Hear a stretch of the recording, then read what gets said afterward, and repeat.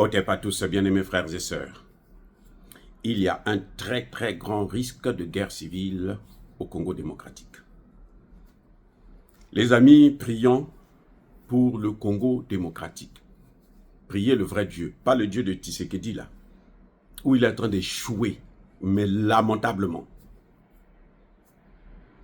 Alors, je vous ai déjà dit que c'est d'ailleurs pour ça, l'une des raisons que j'ai soutenu Tshisekedi depuis quelque temps, et il y a beaucoup de Congolais d'ailleurs qui ne veulent plus entendre parler de moi, parce que j'ai soutenu Tshisekedi.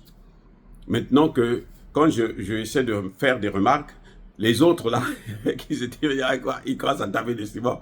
C'est ça, je suis entre le marteau et l'enclume, mais ce sont tous mes parents, je n'ai pas de choix, et je dois faire mon travail en tant que docteur en sciences politiques.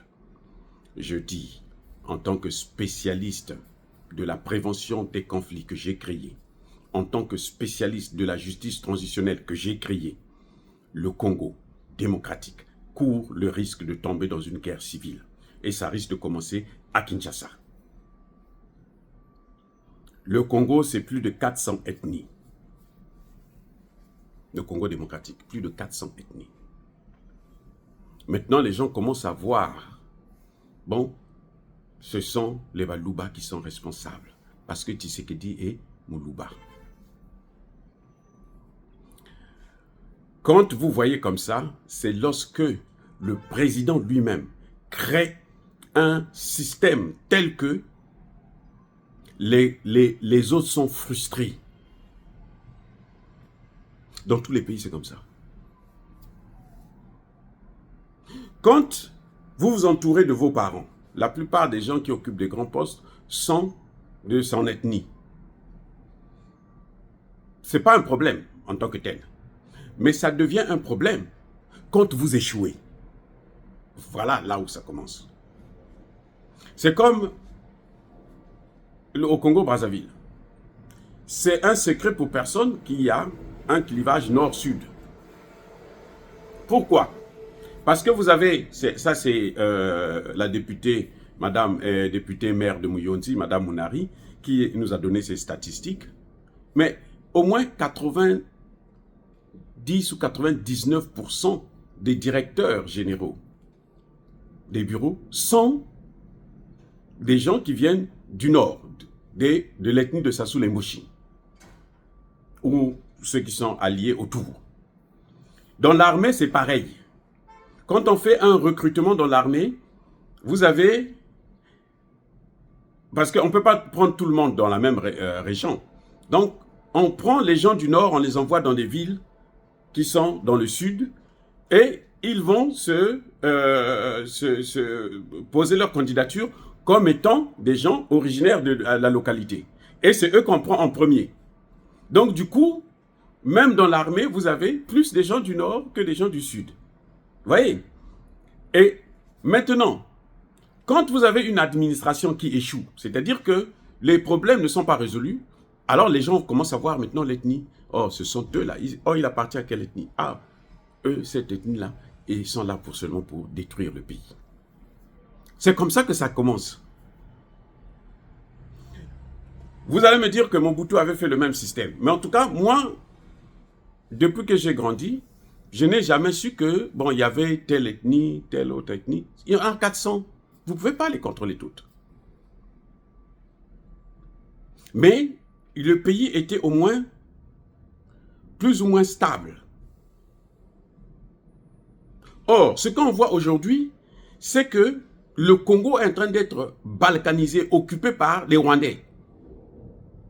On a un président qui a une femme qui, probablement, en tout cas d'après tout ce que moi je contacte, elle est rwandaise.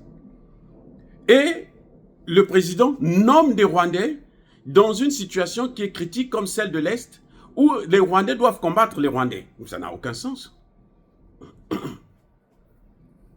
Le général Massounzi, il est rwandais. Vous le nommez chef de le commandant de la zone. Et donc, c'est comme si vous lui demandez de se battre avec ses frères. Vous êtes sûr qu'il va se battre sincèrement contre ses frères? Les massacrer? Non. C'est pas évident. Mais si le président ne sait pas ça, c'est qu'il a un problème grave d'incompétence. Ça, c'est la moindre des choses. Vaut mieux que ce soit un Congolais qui va détruire là-bas, que ce soit un Rwandais qui va détruire. C'est encore plus grave. Donc, le président de la République, sa façon de gérer le Congo, est en train d'amener le Congo vers une guerre civile. Parce qu'ils échouent dans le domaine économique. Là, la Suisse vient de sortir un scandale où en 3-4 jours, ils ont dépensé plus de 500 000. Eh bien, les gens se disent, non, mais attendez, c'est quoi ces gens-là? Vous venez encore nous demander. La Suisse a même suspendu l'aide au Congo démocratique. Elle a suspendu l'aide à cause de ce comportement. Vous avez vu? Donc, c'est ça. C'est le risque que le Congo est en train de courir actuellement.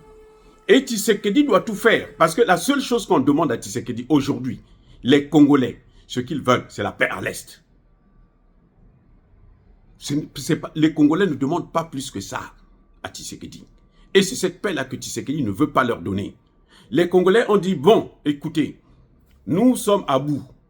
Kagame est avec les Occidentaux. Vas-y voir les Russes. Tshisekedi dit non, je ne pars pas voir les Russes. Moi, les Occidentaux vont m'aider. Les Occidentaux vont prendre des sanctions. Là, les sanctions n'arrivent pas. Ils ont décidé de ne pas sanctionner Kagame. Qu'est-ce qu'il va faire encore d'autre? Lui, sa solution, c'était la diplomatie. Où est-ce qu'il est? Où est-ce qu'il en est avec? Maintenant, on lui dit, va voir une autre force qui est l'équivalente, sinon supérieure à celle qui est en train de détruire notre pays. Il ne veut pas. C'est là que maintenant, ces affaires de ethnie sortent.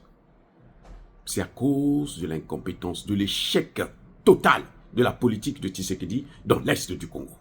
C'est ça qui a entraîné la guerre dans le Kivu. Quand on arrête des Rwandais, la police arrête des Rwandais et tout, vous savez ce qu'on fait d'eux? Probablement on les renvoie chez eux. Puisque avant, c'est la haute trahison. C'est l'espionnage. On devrait les mettre dans les mains de qui? Du ministre de la Justice, Constant Moutamba. Mais Moutamba lui-même a été écrasé par le président. Le président lui a donné un coup de massue. Comment voulez-vous qu'on ne puisse pas tomber dans ce genre de situation où les gens maintenant parlent d'ethnie? On commence à voir l'ethnie du président. C'est grave. On commence à voir l'ethnie du président. Ce qu'on ne voyait pas. Et ce qui ne devrait pas apparaître si le président faisait ce qu'on lui demande de faire. Les Congolais... Oh, attendez. La plus bonne raison, c'est quoi? C'est que les gens sur le terrain demandent « Envoyez-nous des hélicoptères et des avions de combat ». Ils ont supplié au point où bon, les gens ont vu que bon, il faut quand même leur donner ça. Ils prennent, les hélicoptères montent, les Sukhoi montent. Ils vont, ils tournent, ils circulent, et puis ils reviennent. Ils atterrissent, ils n'ont même pas donné un coup de feu, ils n'ont rien fait. Ils ont observé seulement la situation, ils sont venus s'asseoir. Les amis, c'est triste ce qui est en train de se passer. Et des gens comme ça, ces pilotes-là, le président sait, parce qu'il sait. S'il ne les sanctionne pas, c'est que lui, il est avec eux. C'est que c'est lui-même qui donne l'ordre. C'est pour ça que vous voyez, quand Tshisekedi fait des changements, personne n'est sanctionné. Personne au Congo n'est sanctionné. On leur donne d'autres places, parfois des places plus importantes. Soit ils se rapprochent du président, soit ils sont toujours là. Comment un président ne peut pas sanctionner les gens qui font mal? C'est que lui-même, il veut qu'ils puissent mal faire. Et les amis, soyez bénis, abondamment bénis par le Dieu de Kémité, par nos ancêtres en Élysée.